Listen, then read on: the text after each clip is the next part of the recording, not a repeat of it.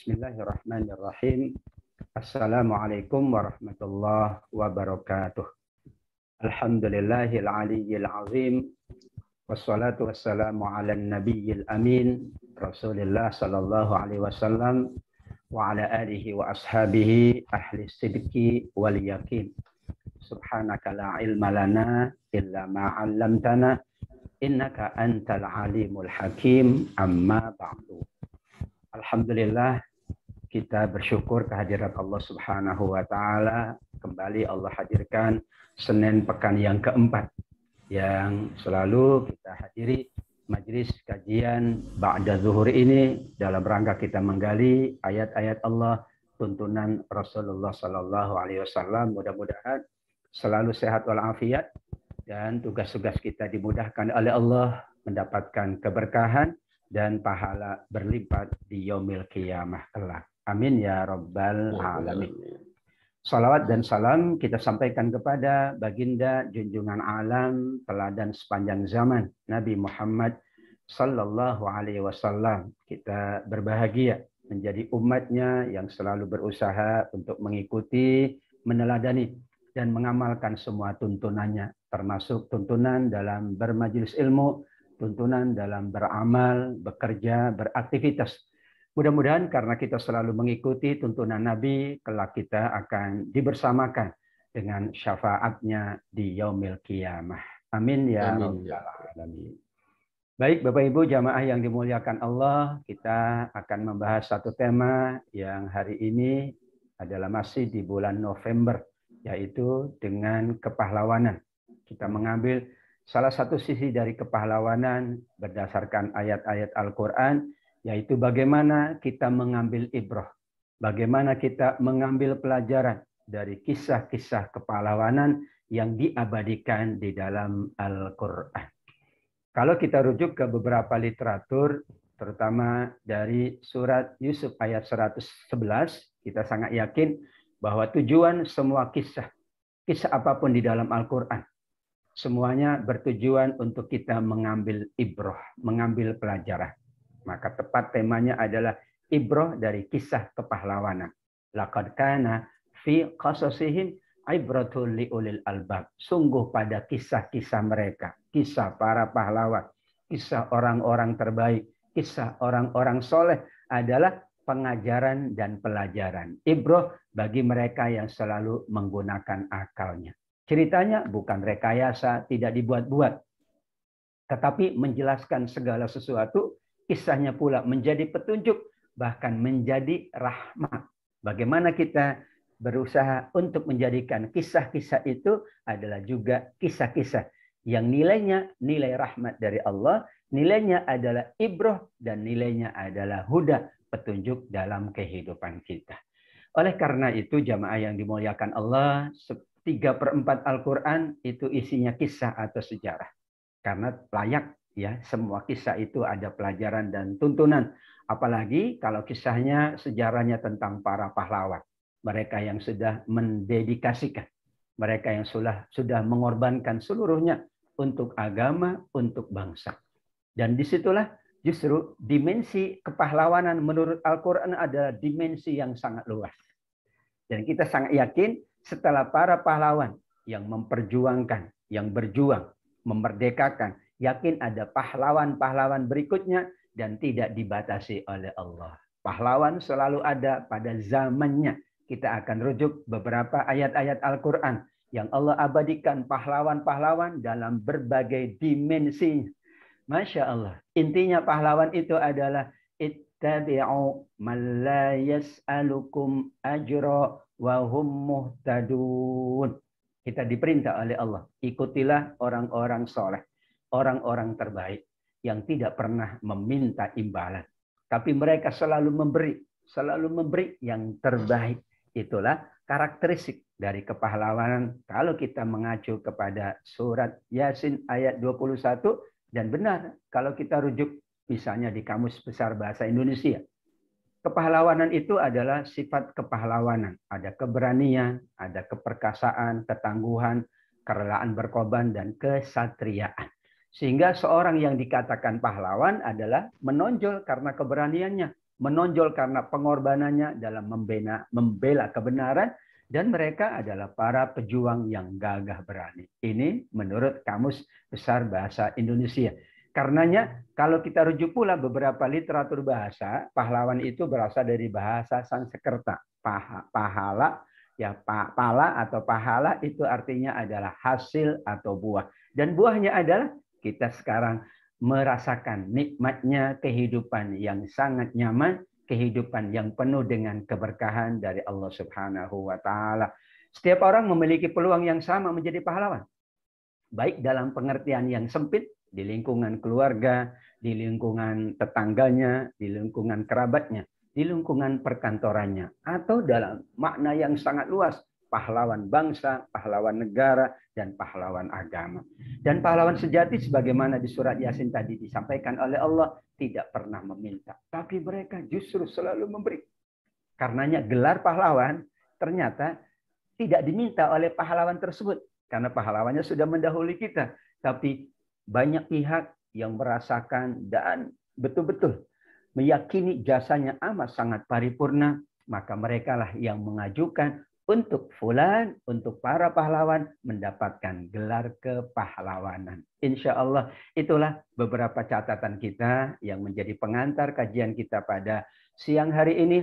Bagaimana kisah dari pahlawan-pahlawan yang diabadikan oleh Allah di dalam Al-Quran. Dan insya Allah pahlawan-pahlawan itu adalah mereka yang sangat mulia, yang paling mulia untuk kehidupannya, dan mereka pula dimuliakan oleh Allah Subhanahu wa taala.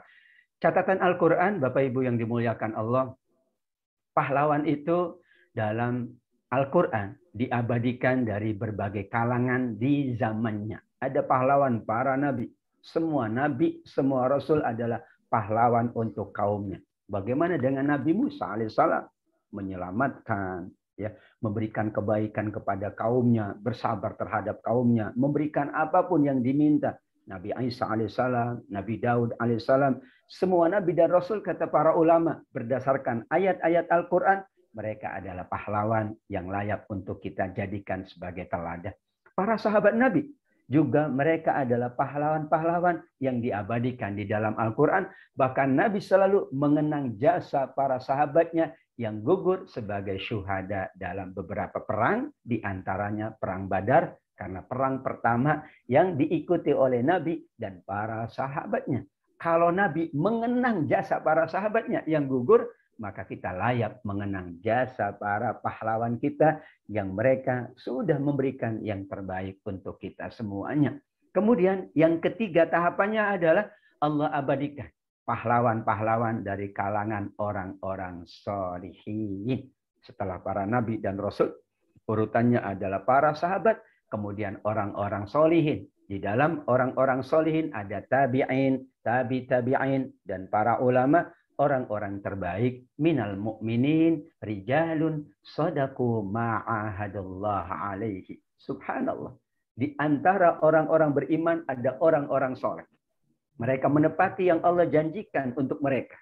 Mereka siap berkorban untuk Allah Subhanahu wa taala. Karena kesungguhannya tadi di antara mereka betul ada yang sudah gugur. Namun ada yang menunggu-nunggu. Mereka tetap ya berjuang, mereka tetap berkontribusi, mereka tetap memberikan yang terbaik dan tidak pernah merubah janjinya dengan Allah Subhanahu wa taala. Rijalun maknanya tidak hanya laki-laki. Karenanya nanti ada kepahlawanan kaum wanita di dalam Al-Qur'an. Ini karena yang hadir juga ada kaum ibu ya. Ada kepahlawanan dari kalangan kaum ibu, kalangan kaum wanita yang Allah abadikan di dalam Al-Qur'an. Maksud rijal tentu tidak dibatasi pada tokoh-tokoh tertentu. Tapi mereka yang menjalankan perjuangan, membela agama, membela negerinya, maka itulah pahlawan yang sesungguhnya menurut Al-Quran, sebagaimana juga yang dilakukan oleh para nabi, oleh para rasul, para sahabat, dan giliran berikutnya adalah orang-orang sholihin. Mudah-mudahan Bapak Ibu kita juga dapat ya meneladani dan kita bisa menjadi pahlawan-pahlawan dalam dimensi yang sempit maupun dimensi yang luas, dengan kontribusi kita yang sangat besar untuk kebaikan ini. Amin ya rabbal alamin. Amin. Kematiannya para pahlawan adalah kematian yang istimewa. Kata para ulama, ternyata kematian itu macam-macam. Ada kematian yang baik, husnul khatimah. Ada kematian yang buruk, na'udzubillah, su'ul khatimah. Tapi dalam husnul khatimah, kematian yang baik, ada kematian yang istimewa. Yaitu surat Al-Baqarah 154. Wala taqulu liman yuqtalu fi sabilillah amwatum bal ahya'u walakin la tash'urun. Jangan sekali-kali kalian mengatakan para pahlawan yang gugur itu di jalan Allah telah mati. Mereka itu hakikatnya hidup, kata Allah. Di alam barzah mereka mendapatkan nikmat-nikmat kubur. Bahkan diistimewakan kenikmatannya. Semua orang yang meninggal, insya Allah husnul khatimah, mendapatkan nikmat kubur. Tetapi kalau meninggalnya adalah betul-betul ia menjadi pahlawan yang berjuang untuk kebaikan, maka dia layak mendapatkan keistimewaan. Ayat 154 Al-Baqarah, jangan kalian mengatakan. Ditambah dengan Ali Imran 169, jangan menduga, jangan mengira, jangan mengkalkulasi dengan kalkulasi manusia. Tapi hitunglah dengan penghitungan Allah. Bahwa yang gugur para pahlawan itu tidak mati. Mereka hidup di sisi Allah. Bahkan mendapatkan rizki yang sangat istimewa. Farihina bima atahumullahu min fadlih. Masya Allah. Ali Imran 170 berikutnya. Mereka berbahagia, bergembira dengan karunia yang Allah berikan kepadanya. Mereka bersuka cita. Karena mereka betul-betul mendapatkan banyak keistimewaan, kemuliaan dari Allah. Itulah jasanya para pahlawan. Maka kematiannya istimewa, spesial. Dan mereka mendapatkan keistimewaan dari Allah Subhanahu wa Ta'ala. Beberapa hadis menguatkan ayat Al-Quran yang tadi kita sampaikan, bahwa para syuhada berada di tepi sungai dekat pintu surga. Mereka berada dalam tempat yang khusus, kubahnya hijau. Ini sebuah ilustrasi saja, saking mulianya, saking spesialnya. Ada tempat yang sangat khusus disiapkan untuk para syuhada. Hidangan mereka keluar dari surga setiap pagi dan setiap sore. Bahkan ini saking ya mulianya mereka mendapatkan kenikmatan di alam kubur, maka apabila seorang pahlawan meninggal, kemudian mendapatkan kenikmatan, mereka ingin kembali ke dunia. Ingin kembali lagi. Kenapa? Karena kembali lagi, berjuang lagi, gugur lagi, menjadi pahlawan lagi, dan seterusnya. Ibarat kata, ya orang sekali makan kok nikmat, ya makan lagi. Dia tidak pernah berhenti untuk makan. Andaian yang sangat luar biasa. Kata Imam Nawawi yang mensyarah hadis Muslim, ini menjadi sebuah isyarat dari Allah Subhanahu wa Ta'ala bahwa para pahlawan itu adalah mereka yang sesungguhnya sekarang juga masih hidup. Bahkan kita kan datang, kita bertakziah, kita berziarah. Kalau mereka itu mati, ya untuk apa kita mengucapkan Assalamualaikum ya ahlal kubur? Untuk apa kita mendoakan Allah maghfir lahum warhamu wa'afihim wa'fuanhum? Ternyata mereka itu hidup. Maka kita mengucapkan salam kepada ahli kubur. Kita pula menyampaikan doa kepada ahli kubur. Karena itulah interaksi kita yang masih hidup dengan yang sudah meninggal dunia, orang tua kita, guru-guru kita, siapapun kita doakan. Karena insya Allah itulah keutamaan yang Allah berikan kepada mereka yang layak bergelar pahlawan menurut Al-Quran, menurut hadis Nabi Sallallahu Alaihi Wasallam. Jamaah yang dimuliakan Allah Subhanahu Wa Taala, kita masuk kisahnya. Kisah yang pertama yang dapat kita bahas pada kesempatan siang hari ini adalah kisahnya Nabi Yusuf, kepahlawanan Nabi Yusuf. Kita lihat dimensinya atau bidangnya adalah bidang ekonomi. Allah abadikan sosok Nabi Yusuf saat beliau menyampaikan solusi keadaan saat itu musim kemarau yang panjang. Raja bermimpi dan Nabi Yusuf memang ditugasi oleh beliau untuk melakukan berbagai macam terobosan-terobosan ekonomi untuk menyelesaikan krisis ekonomi saat itu. Maka inilah pahlawan yang bernama Nabi Yusuf alaihi salam. Qala tazra'una sab'a sinina. Wahai raja, aku menyampaikan saran. Kita lakukan bercocok tanam 7 tahun berturut-turut sebagaimana biasa. Karena akan ada 7 tahun musim paceklik yang panjang. Tetapi jangan sampai dihabiskan semua. Kita simpan beberapa tangkainya, kita simpan beberapa bulirnya, agar nanti pada saat kemarau panjang masih ada sisa-sisa yang dapat kita konsumsi. Karena setelah itu akan ada 7 tahun masa sulit, masa paceklik. Bisa jadi simpanannya habis semuanya. Kecuali yang kita simpan dari bibit gandum, saat itu adalah gandum, tentu bahasa masa itu adalah gandum. Tapi sekarang bisa jadi adalah bahan-bahan ekonomi disiapkan. Dan setelah itu insya Allah, Allah turunkan anugerah hujan dan kembali kita dapat memanen tanaman yang sudah kita tanam. Pahlawan Allah abadikan.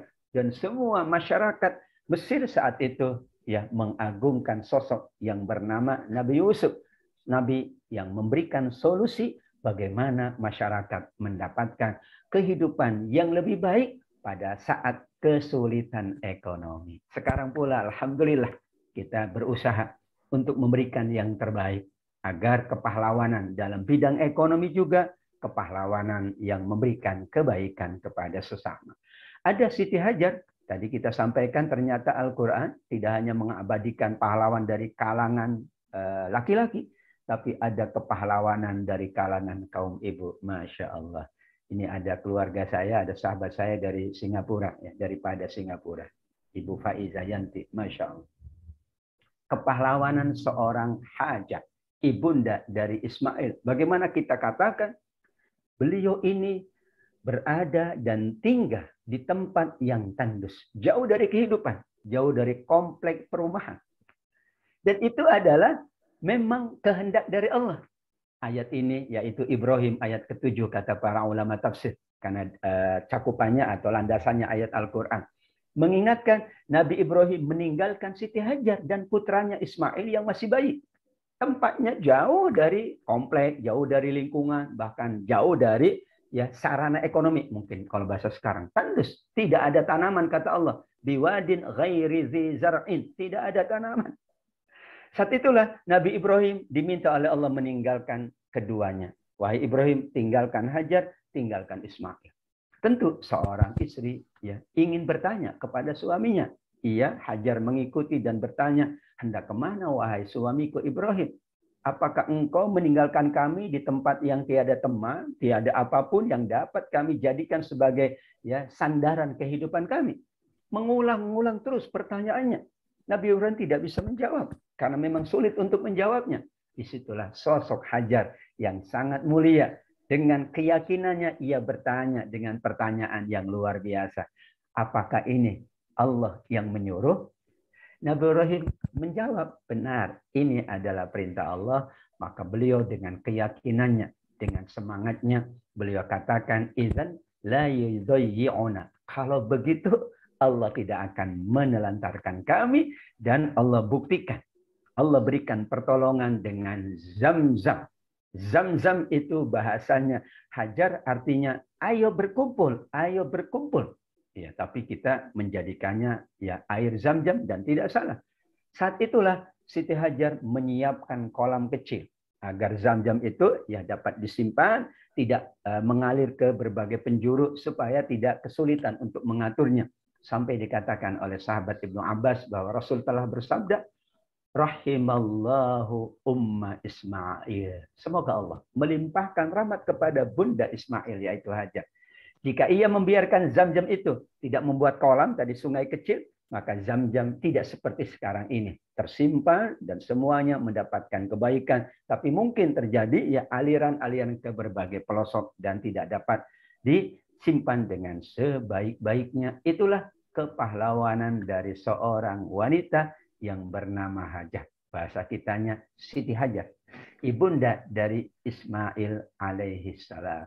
Ada lagi sosok wanita yang Allah abadikan dan layak menjadi ibrah bagi kaum wanita seluruhnya, kepahlawanan Hannah, bunda dari Maria. Para ulama mengatakan Kalau Bunda Maryam yang namanya Hana bukan tidak teguh, tidak kuat, tidak kokoh, tidak berjuang, tidak mungkin ada Maryam, wanita yang paling suci, tidak mungkin ada cucu Hana yang bernama Nabi Isa alaihissalam.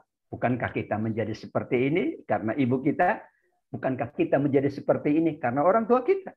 Pahlawan yang bernama orang tua, apalagi ibu, sungguh adalah pahlawan yang sangat luar biasa. Justru para pahlawan itu hadir dari ibu yang memang pahlawan, dari ayah yang memang menunjukkan sifat kepahlawanan. Dan inilah bunda dari Maryam, Hannah, wanita mulia karena kesucian dan ketaatannya yang bernama Maryam, yang menjadi salah seorang penghulu wanita di surga. Justru beliau disiapkan oleh wanita mulia yang bernama Hannah. Bayangkan, 4 wanita menjadi penghulu wanita di surga. Maryam binti Imran, ini anak dari Hannah. Ada Fatimah binti Nabi, Khadijah binti Khuwailid, yaitu istri baginda Nabi, dan Asiyah binti Muzahid. 2 wanita di masa sebelum Nabi, 2 wanita di masa Nabi. Di masa sebelum Nabi ada Maryam sebelum Nabi. Kemudian ada Asiyah binti Muzahid sebelum Nabi. Di masa Nabi ada contoh istrinya Khadijah binti Khuwailid dan putrinya Fatimah binti Rasulullah radhiyallahu anhuma ajma'in, radhiyallahu anha. Kepahlawan Hannah ini menghadirkan wanita suci. Tentu tidak mudah. Beliau adalah ibu tunggal. Ayahandanya dari Maryam sudah wafat. Suaminya sudah wafat. Sampai dikatakan di surat Ali Imran 35, 36 dan seterusnya. Kita hanya membahas 1 ayat saja. Yang menamakan juga ibundanya. Karena memang ayahandanya sudah wafat.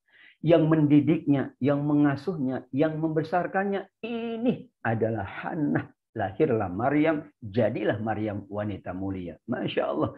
Kalau tidak punya sifat kepahlawanan, jiwa kepahlawanan, bagaimana mungkin Hannah dapat menghadirkan sosok wanita mulia. Itulah Hannah menghadirkan Maryam, wanita yang diabadikan di dalam Al-Quran.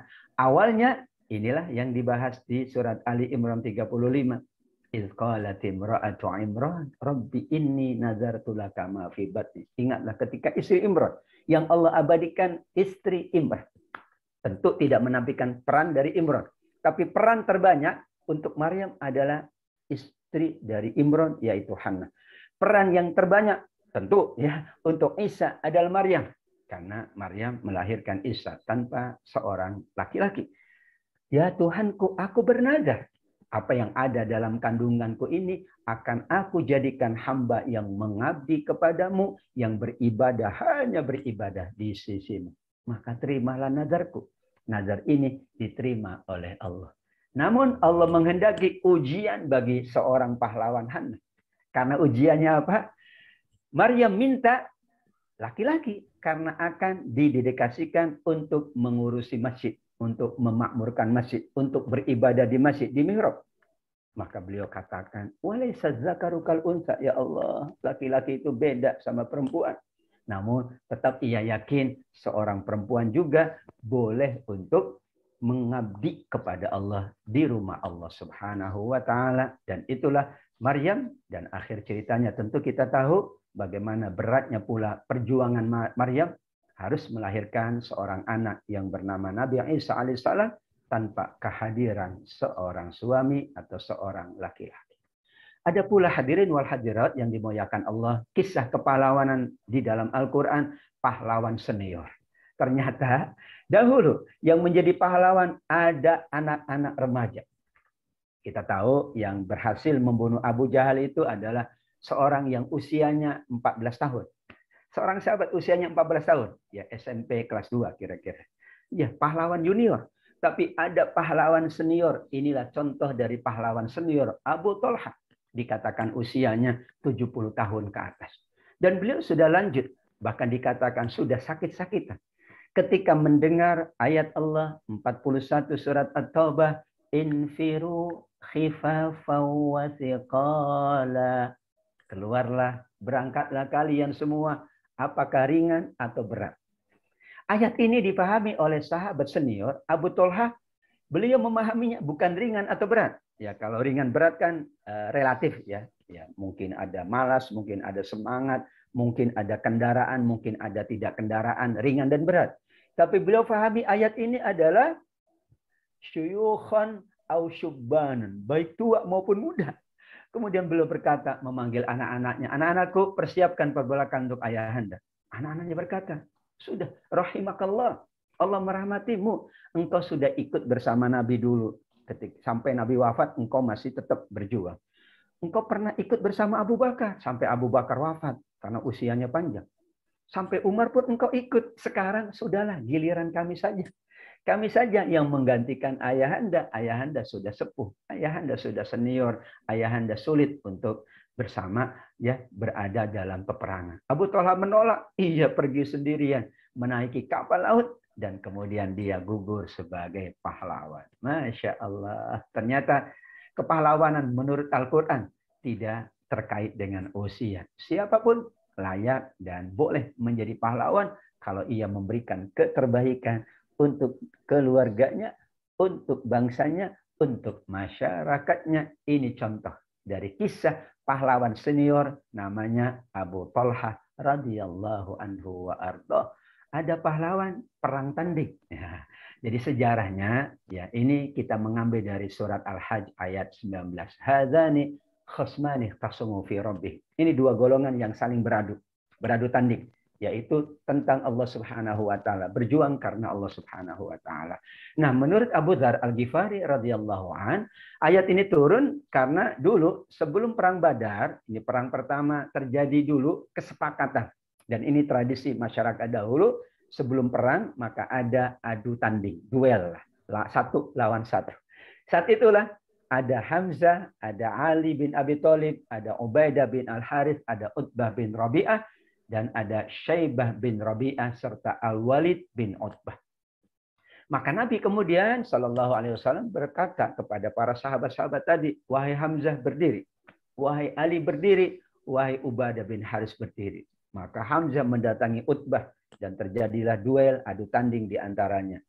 Kemudian Ali mendatangi Syaibah, Ubadah dan Al-Walid mendatangi dua yang lain. Setelah itu kami, ini Ali yang meriwayatkan dan Hamzah mengatakan mengalahkan musuh kami. Kemudian kami menghadapi Al-Walid saat itu dan berhasil untuk membunuhnya. Ada pahlawan perang tanding. Sendirian mengalahkan musuhnya dan itu menjadi tradisi. Dalam konteks ini Bapak Ibu yang dimuliakan Allah, ternyata tidak dihitung oleh Allah seberapa banyak dan seberapa besar musuh.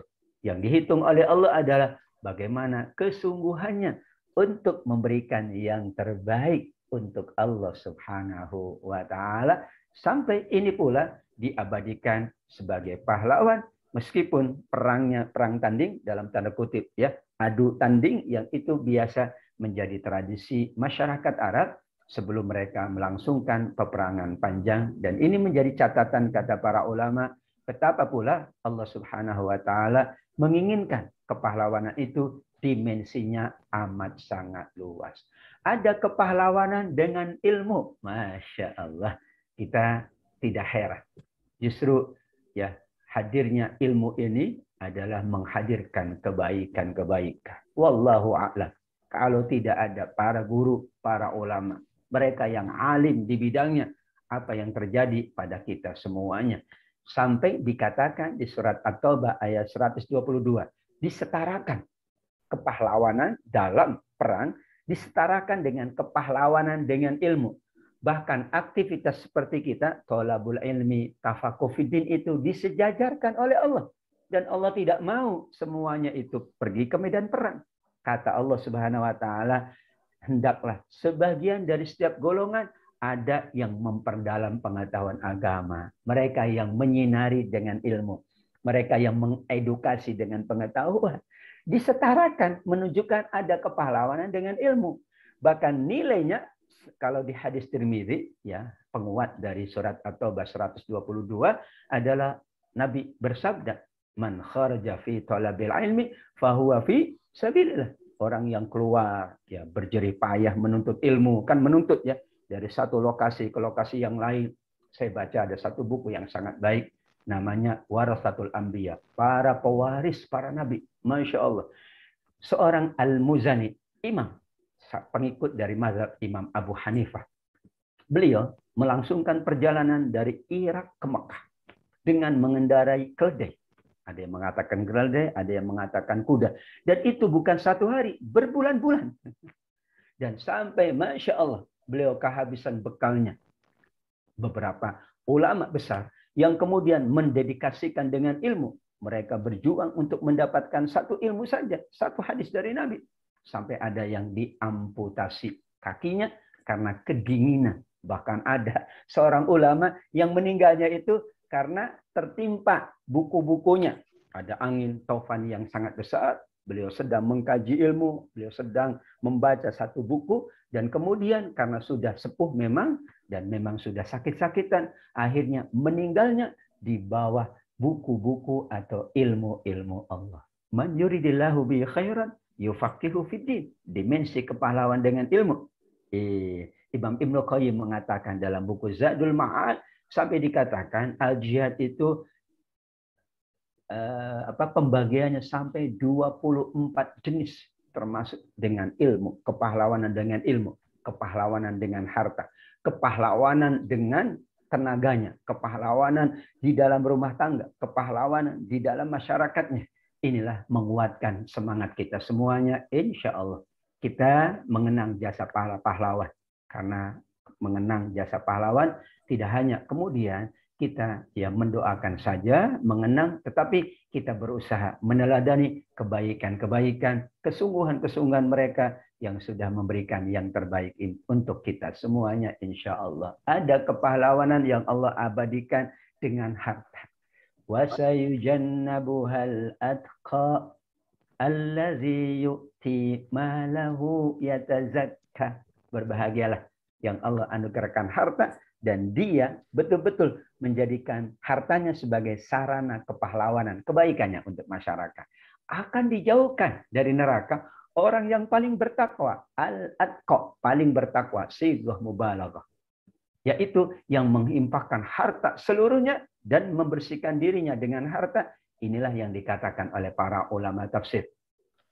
Bahwa ayat ini disepakati turunnya tentang Abu Bakar. Jangan tanya, Abu Bakar infaknya yang terbesar untuk Nabi. Sampai diriwayatkan oleh Abu Hurairah.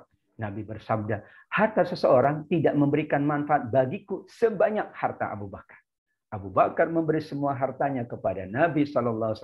Konteksnya adalah kepahlawanan juga.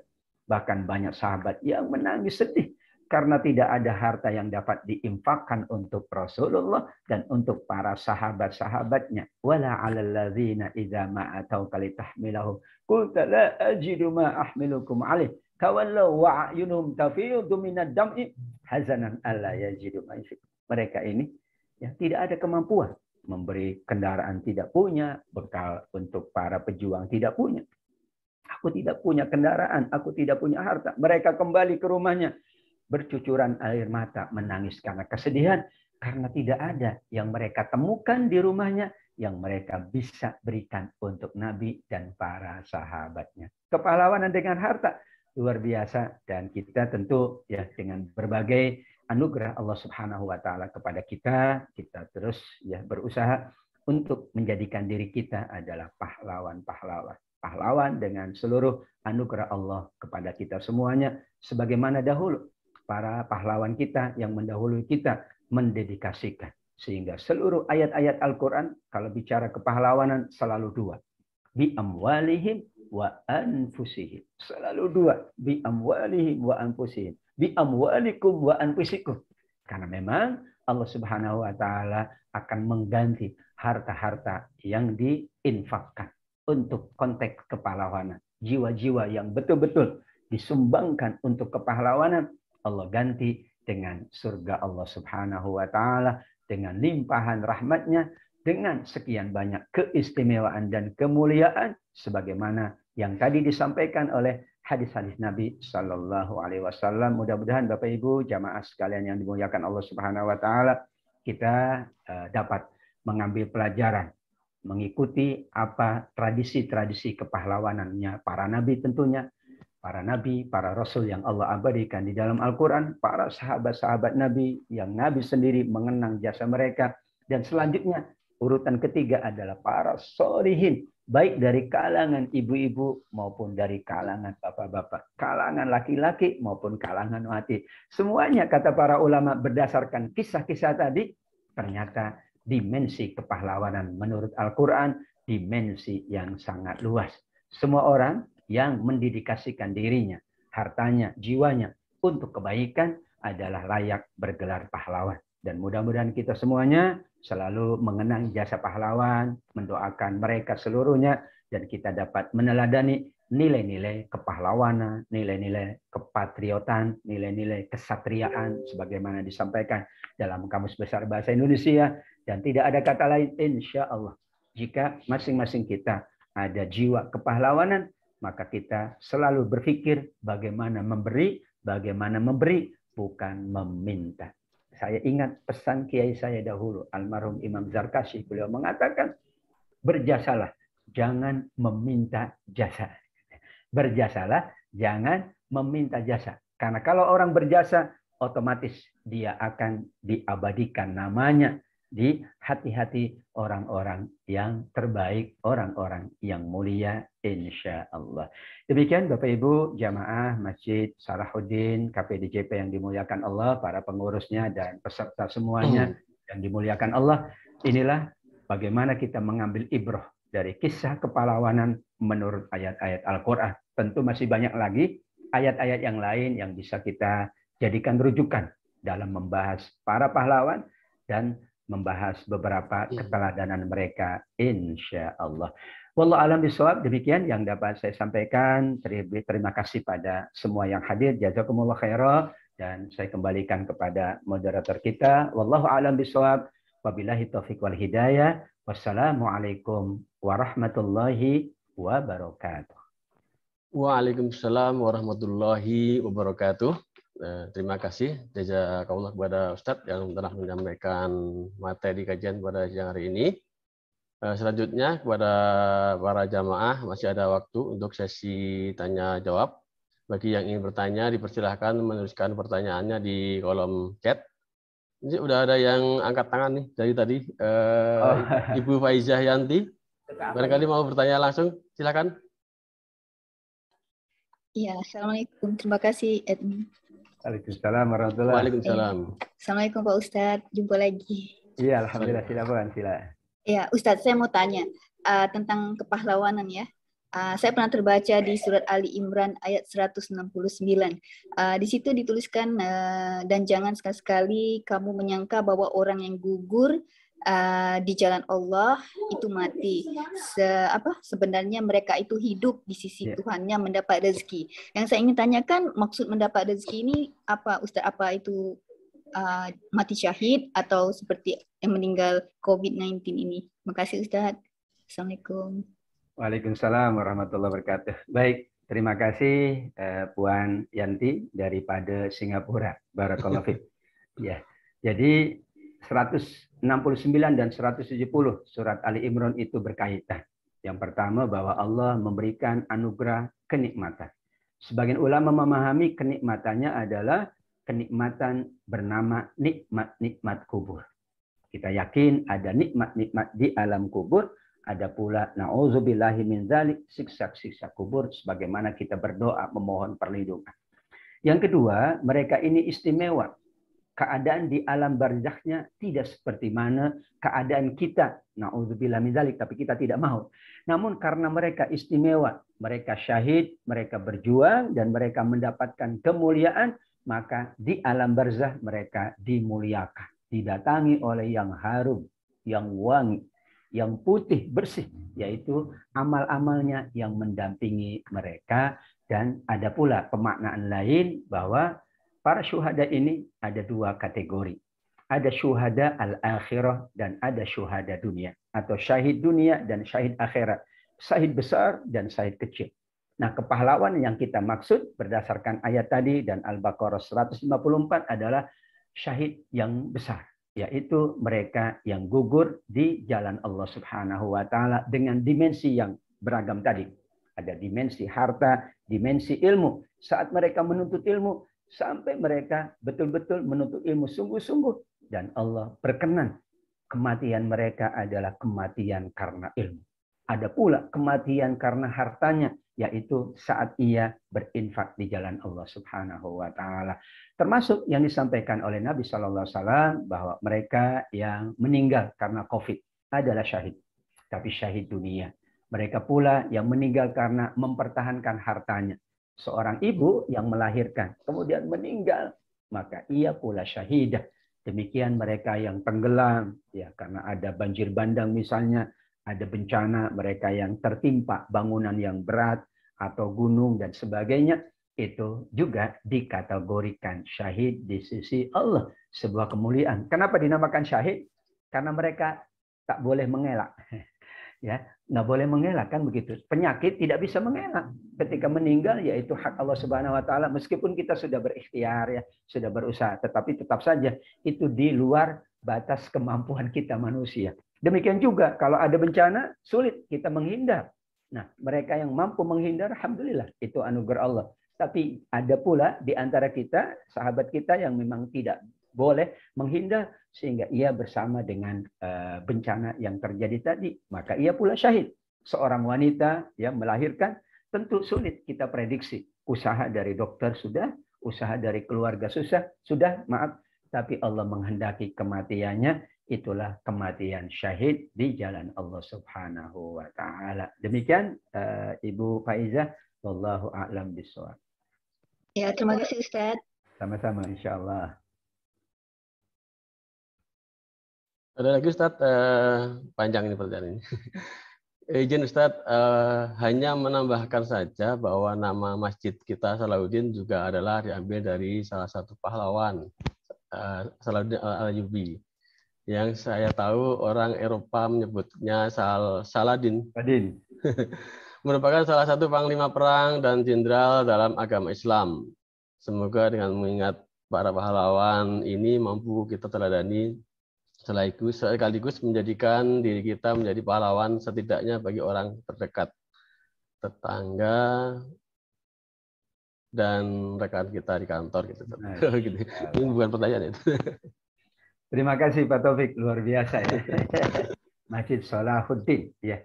Karena konteksnya kita ayat-ayat Al-Qur'an. Saya mencarinya belum saya temukan itu di ayat-ayat Al-Qur'an. Tapi tentu kalau secara komprehensif bahwa pahlawan kita itu sangat banyak sekali di berbagai ruang dan berbagai dimensi. Tentu yang diabadikan adalah banyak Salahuddin Al-Ayyubi karena itu berlangsungnya cukup lama, berlangsung paling lama, dan saat itu tentu sesuatu yang kita katakan berat dan beliau mampu menyelesaikan tugas kepahlawanan dengan baik. Itulah kenapa namanya Salahuddin, alhamdulillah. Dan banyak nama orang juga alhamdulillah Salahuddin. Dan saya setuju dengan Pak Taufik tadi, kita meneladani mereka untuk menjadi pahlawan. Apakah di rumah kita, di tetangga kita, di tempat kantor kita. Jika kita sungguh-sungguh memberi yang terbaik, layaklah kita semuanya insya Allah menjadi pahlawan-pahlawan di sisi Allah. Demikian Pak Taufik, terima kasih diingatkan. Wallahu a'lam bishawab. Terima kasih Ustaz, karena masjid kita namanya Salahuddin. Baik. Setuju, baik. Terima kasih.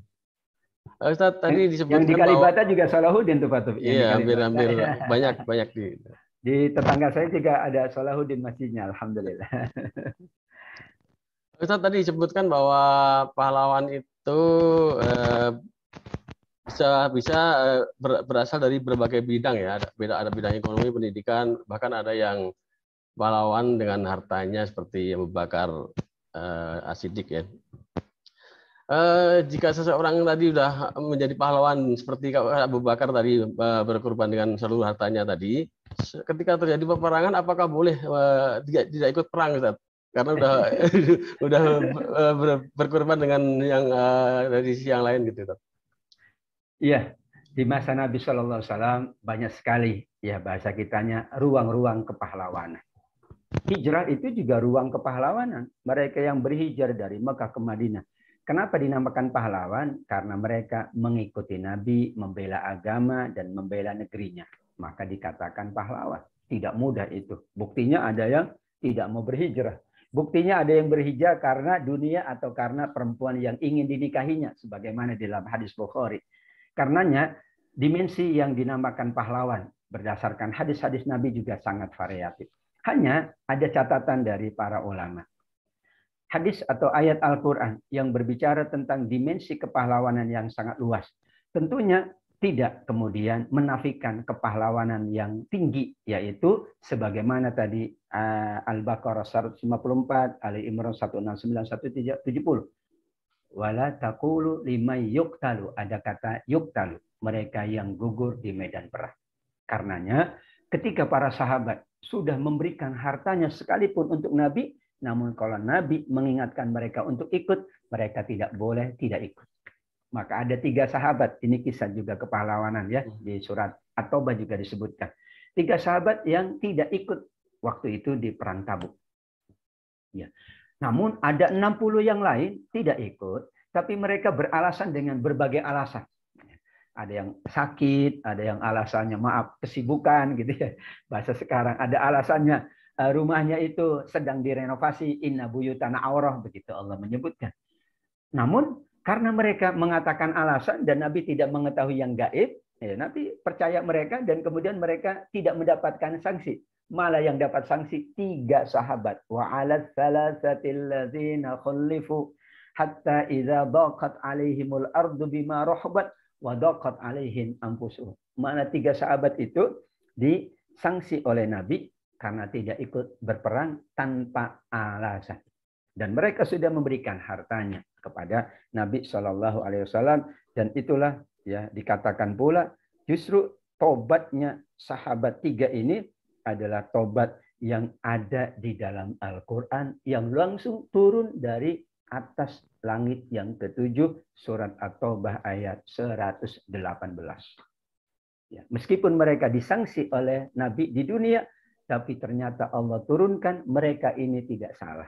Mereka ini adalah kejujurannya mengalahkan apa yang dilakukan oleh yang lain. Bahkan dikatakan kalau 3 orang jujur ini ditimbang dengan ya imannya penduduk Madinah, lebih berat lagi kejujuran. Jujur dalam kondisi sulit itu tentu tidak mudah, dan 3 sahabat itu ampunannya bukan dari Nabi tapi langsung dari Allah Subhanahu wa taala dengan diturunkan surat At-Taubah ayat 118. Oleh karenanya di antara para ulama menyimpulkan bahwa dimensi kepahlawanan itu luas. Tapi kalau kita sedang diserang, maka tentu tidak boleh. Karenanya orang yang melarikan diri dari peperangan itu dosa besar. Min akbariz dzunub al-firar yaumaz zahab. Lari, ini sudah perang misalnya. Kita sedang berada di lokasi itu, ya orang lain sedang, Masya Allah, dia malah, maaf ya, saya pulang dulu. Nah, itu namanya lari dari peperangan, dan itu termasuk dosa besar di sisi Allah Subhanahu wa taala. Kita sebelum terjadi yang kita tidak inginkan, tentu kita menyiapkan bekal-bekal kepahlawanan dengan ilmu, dengan harta, dedikasi kita, kontribusi kita dalam berbagai bidang. Insya Allah itu juga akan dicatat sebagai nilai kepahlawanan yang sangat besar nilainya di sisi Allah Subhanahu wa taala. Demikian, wallahu a'lam bishawab. Ustaz, soal perang tanding ya, banyak tradisi di masa lalu peperangan didahului dengan perang tanding ya, kedua kubu mengirimkan beberapa perwakilan ya, 1 atau 2 orang untuk perang tanding gitu. Itu saya jadi berpikir kalau peperangan itu bisa berakhir dengan perang tanding, alangkah efisiennya gitu, mengurangi korban jiwa gitu. Apakah dulu pernah ada kisah peperangan yang hanya berakhir dengan perang tanding seperti itu? Iya, dan ini kesepakatan antara kedua panglima. Dan ini menunjukkan bahwa ya peperangan di masa dahulu itu peperangan yang sangat etis, peperangan yang sangat beretika. Bahkan Nabi mengingatkan, jangan membunuh wanita, anak-anak, tempat ibadah tidak boleh. Sarana-sarana pertanian, sarana ekonomi tidak boleh. Dulu kan tidak boleh menebang pohon, maksudnya sarana-sarana ekonomi. Kenapa? Karena setelah ini kita akan melanjutkan kehidupan. Jadi tidak berarti dalam pandangan ya manusia itu, kalau perang selesai enggak. Setelah perang ini ada kehidupan loh, diingatkan. Ini kaum wanita, nanti melahirkan anak. masih ada kehidupan. Anak-anak ini nanti besar, mereka juga berdedikasi, mereka juga hebat, mereka berkontribusi. Sarana ibadah ini tidak boleh. Tempat-tempat pertanian, perkebunan nggak boleh. Karena dalam pandangan Nabi, setelah apa yang terjadi itu masih lanjut ada kehidupan. Sehingga tidak ada kata perang itu ya dalam tanda kutip memperturutkan nafsu. Sampai ada 3 sahabat ya sahabat Nabi datang kepada Nabi, ini ada 3 kemungkinan wahai Nabi. Ini saya melihat ada 3 orang semuanya gugur di medan perang. Tapi di mana siapa di antara ketiga yang di jalan Allah?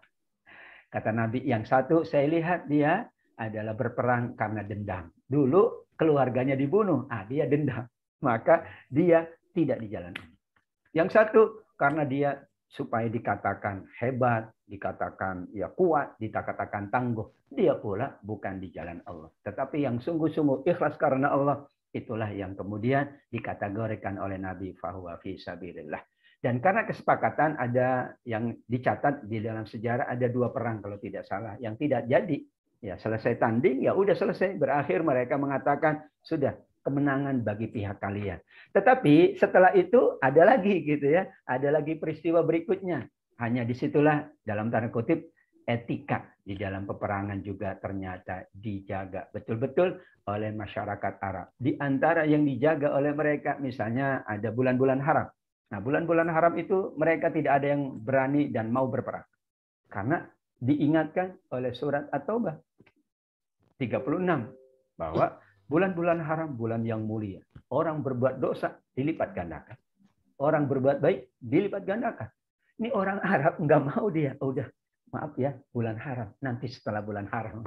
Ini juga menjadi etika ternyata. Menjadi adab yang sangat baik. Dan begitulah pandangan kita adalah bahwa sesungguhnya, saya tidak hafal nama perangnya, tapi dikatakan 2 jenis perang yang tidak dilangsungkan setelah itu. Karena memang kesepakatan dari kedua panglima, bahwa kami menghendaki hanya untuk mengetahui siapa yang paling kuat di antara kami. Setelah diketahui, sudah kami kembali ke masing-masing dan kami menjalankan kehidupan. Etikanya luar biasa.